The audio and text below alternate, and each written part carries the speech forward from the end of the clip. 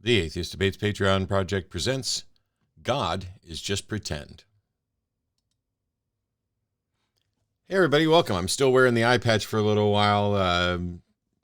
Hopefully it'll still heal on its own. But for those of you who pay attention to what clothing I wear in these videos, some of you are like, hang on a minute, Matt's wearing a t-shirt. I don't think he's ever worn a t-shirt in any of these videos before. He always wears a collar shirt and looks, at least semi-professional. You're probably right. And why are you paying that much attention to what I wear? But today I wore this shirt for a very good reason. This is one of my all-time favorite t-shirts. And yet for the longest time, I barely wore it out in public. And I wanted to talk about why and why I've kind of changed my mind. The shirt, you can see the God part already, but the shirt just says God is just pretend. And I bought it, right shortly after I first started publicly identifying as an atheist. So I've had this shirt for 20 some odd years now. And it's comfortable, but once I started talking about the subject and I got an understanding of the burden of proof and how claims require evidence, and if you make a claim, you have to back it up, it struck me that I was walking around making a claim that God is merely pretend. And how do you back that up? Now, we've talked before about burden of proof, and I'll touch on it briefly here, but one of the aspects is that if you're going to make a case for something, it should be reasoned and evidence-based. And it's very, very difficult to demonstrate the truth of something that's kind of a universal negative. I can say there's no evidence that there's a God in the palm of my hand, but to make a universal declaration that God is just pretend is a little different. And it's a little different from just saying, hey, universally speaking, we don't have evidence that is sufficient to warrant concluding that a God exists. And so I remain unconvinced. And this was both a matter of intellectual honesty. I don't want to run around claiming, your God is just pretend, if in fact it's not. That would be just as much a mistake as the people who run around saying, God's going to get you when he's probably not. There's no reason to think that that's the case. And that required a lot of thought on my part to get over that hurdle of this feels like I am unnecessarily shifting the burden of proof. If you think about it, we've talked about it with regard to court cases before, the prosecution has to demonstrate the truth of their assertions against the defendant. It would be a mistake for a defendant to come in and act as if they could prove their innocence when they may not be able to. And the reason that we put that burden of proof on the prosecution is, there's many reasons, one of which is that we're more concerned about convicting innocent people than we are that some guilty people might go free. And also, it may be the case that it's impossible, as a practical matter of reality, to demonstrate that you're innocent.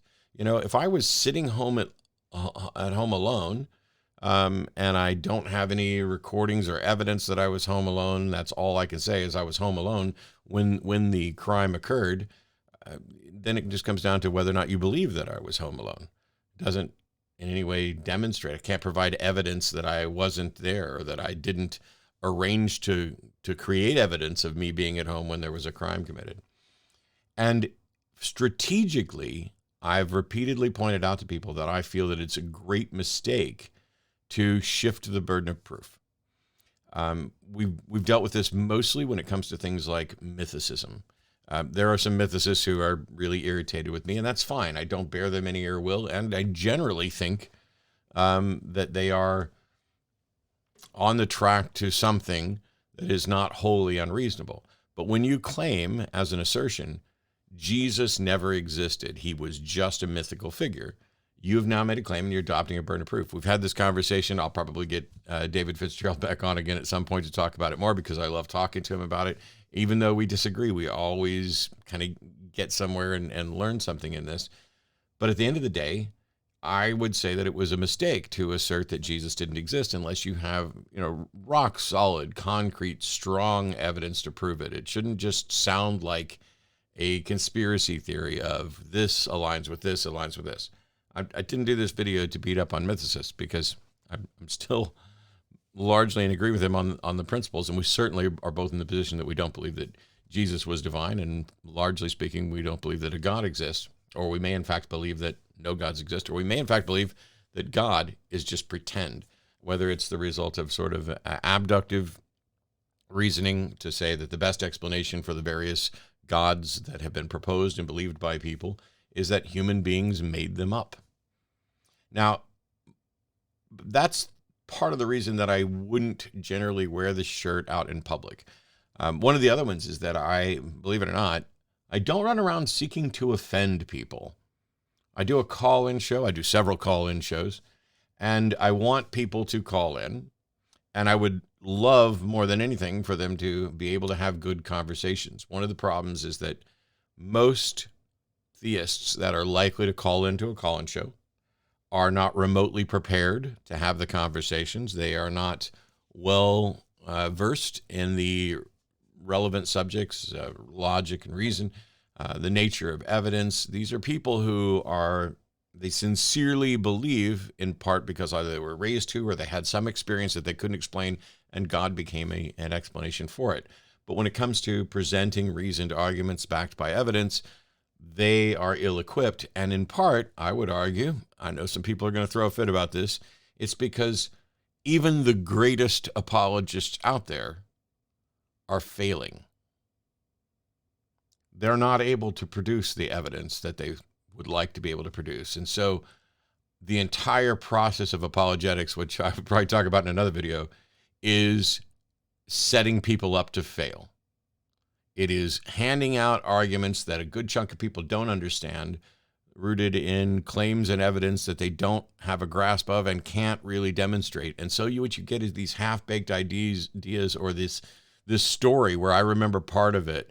And that turns into this game of telephone to where you have people calling into the show to claim that scientists have conclusively demonstrated that the earth is 6,000 to 12,000 years old, which is absolute nonsense, but they're only getting their information from Christian broadcasting things. My shift in thinking on this particular shirt is really pretty straightforward.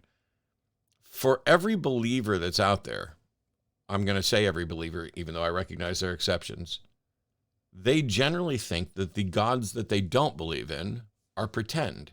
So when I wear a shirt that says God is just pretend, they are thinking the same thing for the other gods that's out there. They're the ones that are saying, making an even stronger claim. I'm saying it's my considered opinion that for the gods that I've been presented with and the ones that I haven't, I suspect that they're most likely pretend. I can't demonstrate it conclusively, but it seems to be a good reason. And what's more, the believers agree with me for all of the gods except for the one that they're saying is real. And so they're making an even stronger claim. They're not saying God as a concept is pretend, which is probably what this shirt says, or that all gods are pretend. They're saying every god except for this one is pretend. And I would think that that the only way to rehabilitate it, where they could, have some concern about this, is for them to try to claim that God on the shirt either applies to all gods, in which case I'm saying all gods are just pretend, and we can conclusively demonstrate this rather than inferring it from the fact that we would all agree that most of them are pretend, and how do we tell the difference between the ones who are pretend and the ones who aren't? So I'm going to put them all in the same bucket until such time as somebody can distinguish the God that they believe in from the one that the rest of us believe in.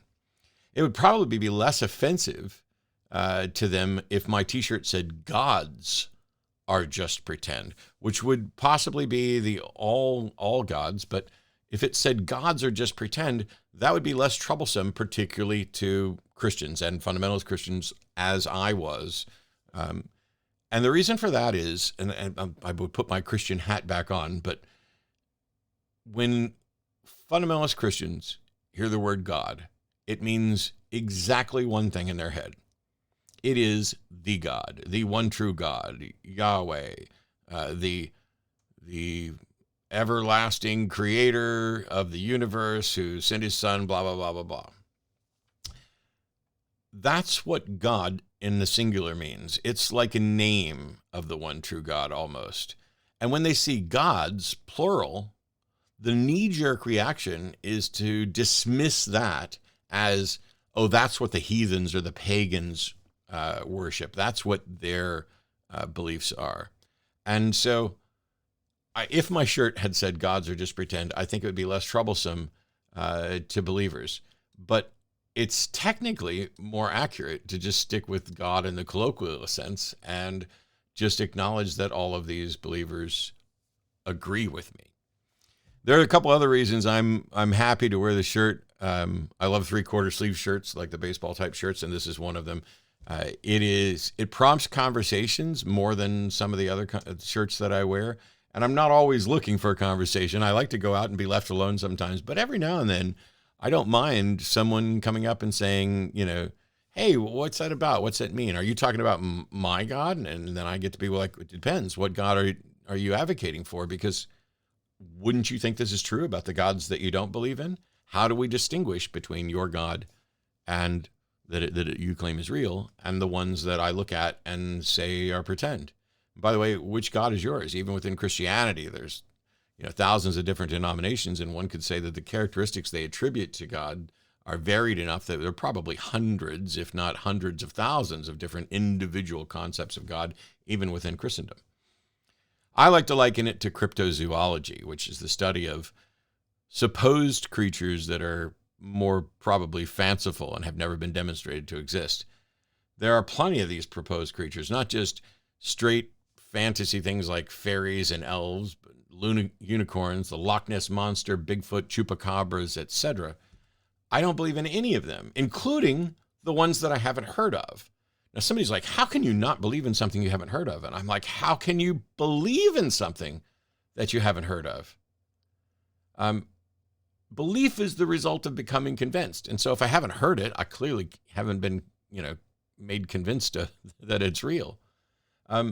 So when I say I don't believe in any of them, including the ones I haven't heard of, that's the default starting place, that belief is something that needs to be earned. It needs to be deserved. It needs to be warranted. And it's fine to say that all of those gods are pretend, even if we discover that one of them is real or based on something real.